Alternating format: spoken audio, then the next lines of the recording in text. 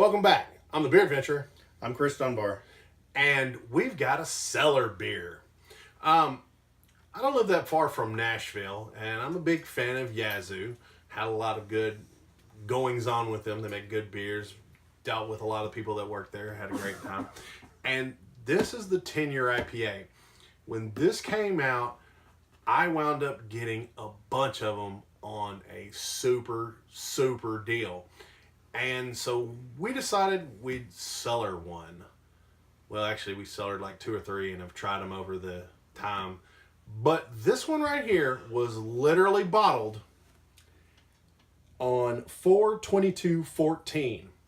Now, I'm in November of 2018, and the whole point on this one was you don't normally cellar IPAs, but a buddy of mine was talking about it, and he said you start getting one that'll be very malty after you've cellared an IPA for a while.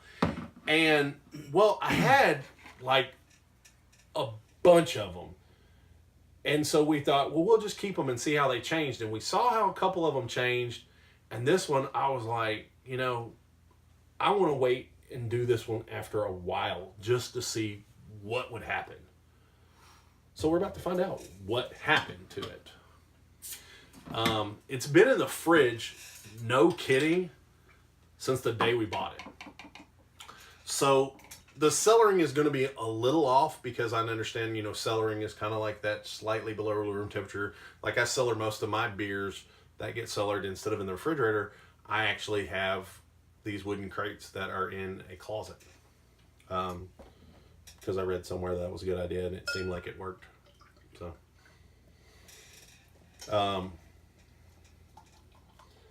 okay. That's really clear. Yeah. Now I'm sure some of the settlement is kind of settled, which I can actually see some of it on the side because this bottle was actually stored on its side because it's tall. And I don't know if you'll be able to see it, but you can you can see it. Yeah. There's a little bit on the side there. Now, when I had this when it was new, it was super bright, and I remember it was good. That was why we got a bunch of them. So this is completely an experiment and see what happens. So, the smell's kind of neat. Yeah, it's still a little hoppy on the nose, but you can tell it's malty.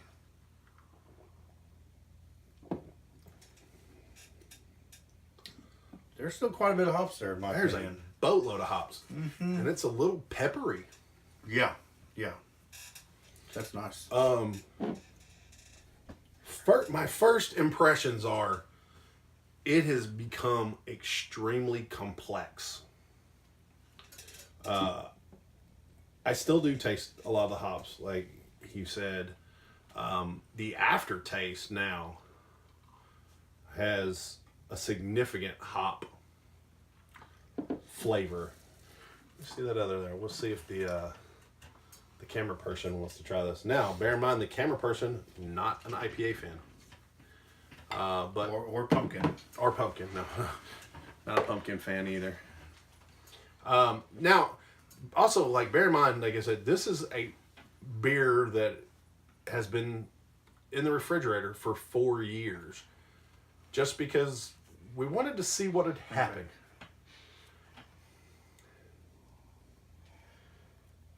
I'm sorry, I'm entertained by her reaction. I always am with people who don't like IPAs or don't like dark beer, but they just mean the hoppy flavor normally. That's something I think needs to change.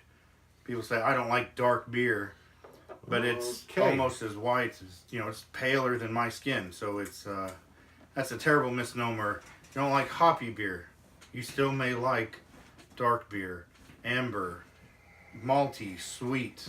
These are all different and better ways to describe beer. Not color. Color is not a flavor. No. Except for in Kool-Aid. Red is a flavor. Red, yeah. Yeah, only in Kool-Aid. To be honest, the complexity, now I can't really say, I don't really remember exactly. All I do remember is that I liked it. That was why when I got a chance to get a bunch of them cheap, I did. But I don't know if my palate has evolved or the beer has evolved, but to me, this seems like a much more complex beer than it was before. I don't know that I've had a 10-year IPA. Drink a lot of their Hop Perfect, and so a lot of their stuff beforehand, before they got to it being Hop Perfect, which this obviously was one. But this says here on the side it was brewed with Mosaic and Citra hops, and it's Citra's my favorite hop out there for IPAs, but I don't know about anyone else. I mean, my favorite hop is Centennial, but I do like Citrus and Mosaic. Mm-hmm. I think it's pretty interesting. I'm definitely glad, that's one of the things I'm trying to stress to people. If you wonder these things and you have the storage space, if you have the money to buy that extra one, if you have the wherewithal to try and see what would happen. Like I've got some old Bigfoots at the house. A couple other things that I've just decided to keep just to see what would happen because I wanted to get my channel back running. And, these are things I think that my friends that aren't real beer nerds, that weren't afraid to ask the dumb questions, like, what will happen if I keep that a while? Do I really have to drink a beer, within the first 48 hours of, and I think everybody's going to have those differences of opinion, and you just find something that works for you. And I'm completely glad that this got cellared. I think it wound up successful. I agree. Yeah. Just like you said earlier, they say most beers, to be cellared aren't hoppy. Some beers are, like a few places over hop, Lagunitas, Stone, a few other breweries, they over hop their beers. And that's fine because you can cellar those and they come out just immaculate, several years later. Several other breweries, they've done write-ups on some magazines. Avery Brewing, their brewers and owners have been known to just cellar beers, put them away for a few years, come back and just see how complex they've been. And not many have been successful with overly hot beers, but I think Yazoo, this one here, maybe it's because it wasn't done at a warmer temperature. Maybe, I don't know, but it's immaculate still. Even now, I love this. And who knows? I mean, maybe it was we hit just the right weekend window. Maybe, maybe last year it would have tasted like foot, and in another 6 months we'd have opened it and it smelled like hell and we'd have poured it out. But there's no perfect math. You just give it a shot. It's, to me, it was worth the shot. Because honestly, I think I paid like $2 or $3 for it on sale. So I thought it was worth it. I agree. All right. So I think it's not necessarily any more that we can describe this beer because you're not going to have had this beer in your refrigerator for the length of time that I have. It was kind of a fluke.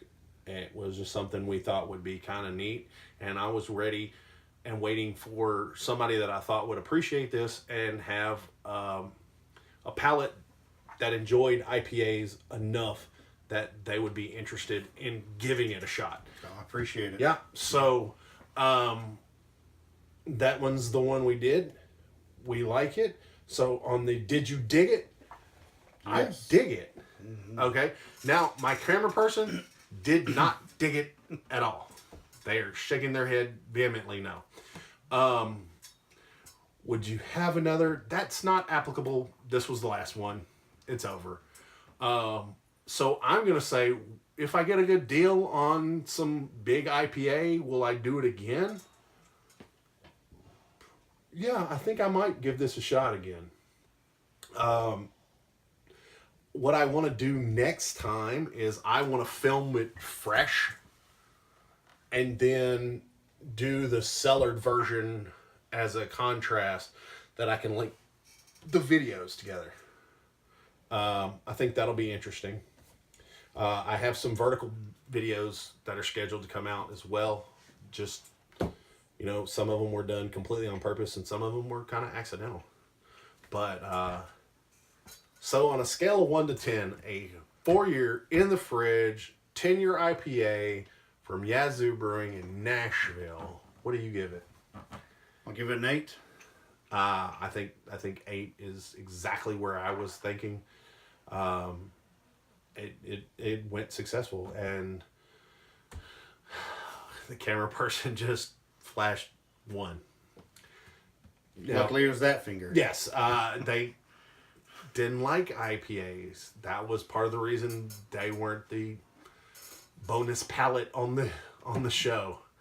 So there you have it. Truly an adventure. And until your next beer adventure, cheers. Cheers.